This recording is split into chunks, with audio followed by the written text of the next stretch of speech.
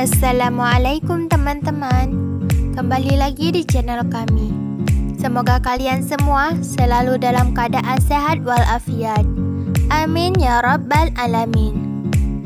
Pada video kali ini, kami akan melanjutkan kisah Am bin Al-Jamuh bagian 2. Serta-merta ia mencari berhala tadi di dalam dan di luar rumah. Dia terlihat begitu marah dan emosi. Ia mengancam dan mengancam terus-menerus hingga ia menemukan Manat dengan kepala tersenggol di lubang. Maka Am langsung mencucinya hingga bersih dan memberikan wangi-wangian kepadanya. Kemudian ia mengembalikan Manat ke tempatnya. Ia berkata kepada Manat, "Demi Allah, kalau saja aku tahu siapa yang melakukan ini terhadapmu, pasti akan aku siksa dia."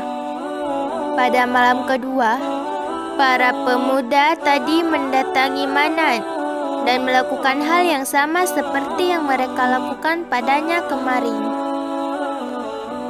Begitu masuk pagi, Am yang tua mencarikan lagi, dan ia menemukan Manat sedang berada di lubang dengan berlumuran kotoran.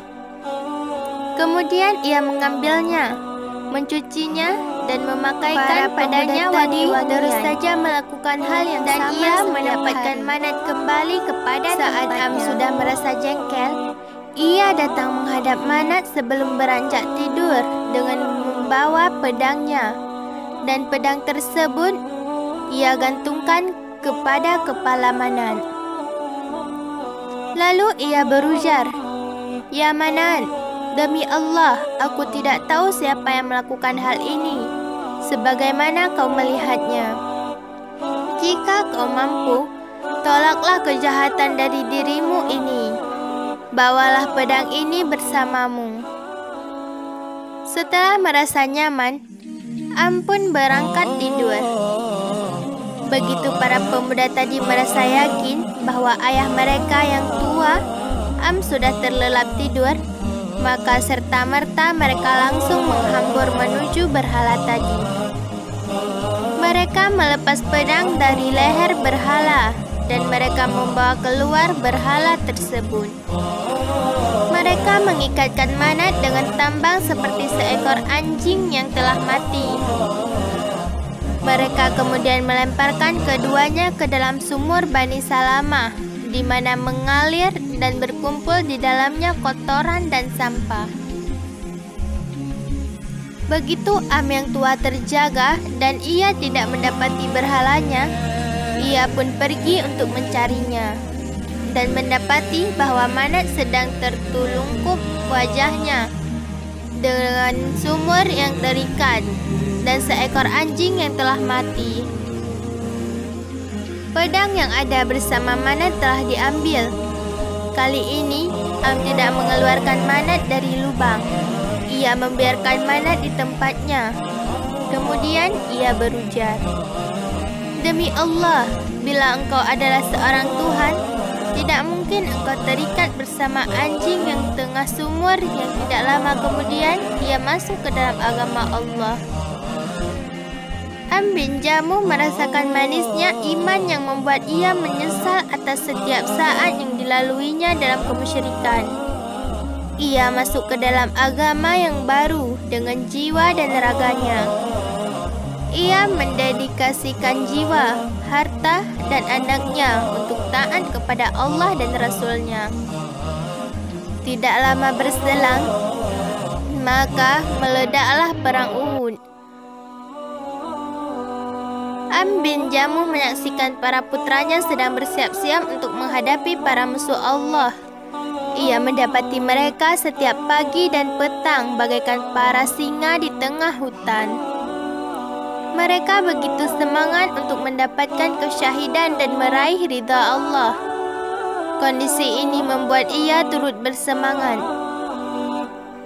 Ia bertekad untuk berangkat bersama mereka berjihad di bawah panji Rasulullah sallallahu alaihi wasallam.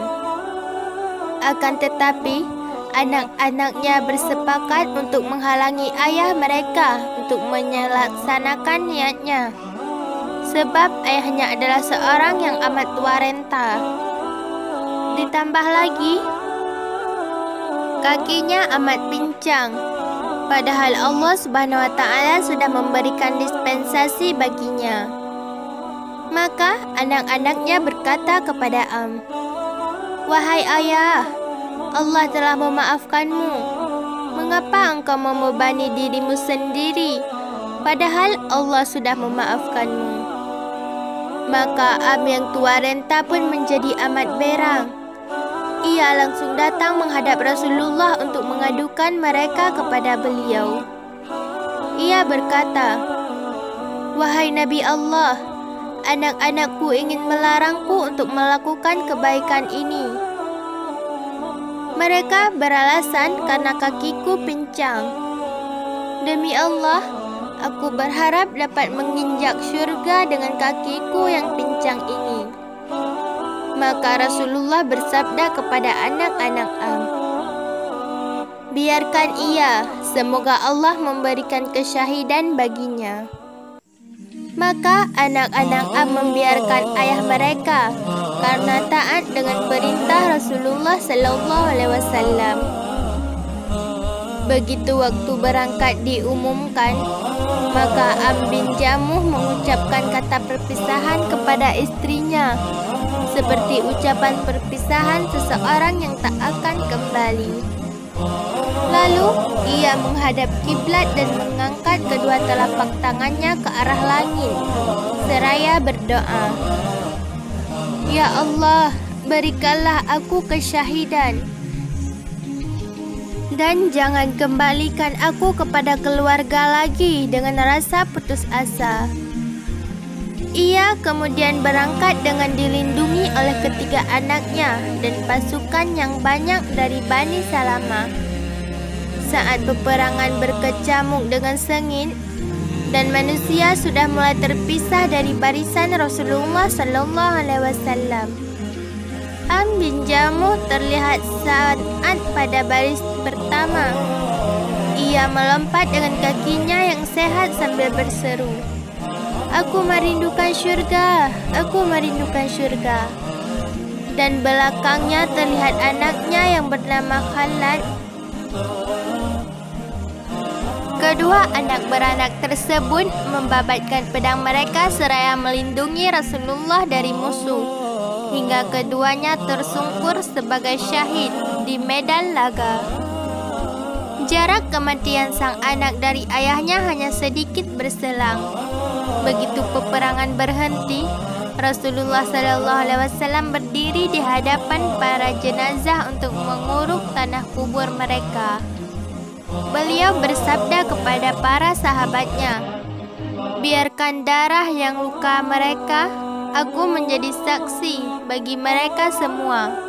Kemudian beliau bersabda, "Tidak ada seorang muslim yang terluka di jalan Allah, kecuali pada hari kiamat ia akan datang dengan darah mengalir yang warnanya seperti warna za'faran dan wanginya seperti wangi misyak." Beliau juga bersabda, "Kuburkanlah Am bin Al-Jamuh bersama Abdullah bin Am. Mereka berdua adalah orang yang saling mencintai dan satu barisan di dunia. Semoga Allah meridai Am bin Al-Jamuh dan pada sahabatnya yang menjadi syuhada Uhud. Dan semoga Allah memberikan cahaya di kuburnya mereka. Amin ya Rabbal Alamin." Sekian dulu ya teman-teman, kisah lanjutan Am bin Al-Jamuh bagian 2. Assalamualaikum.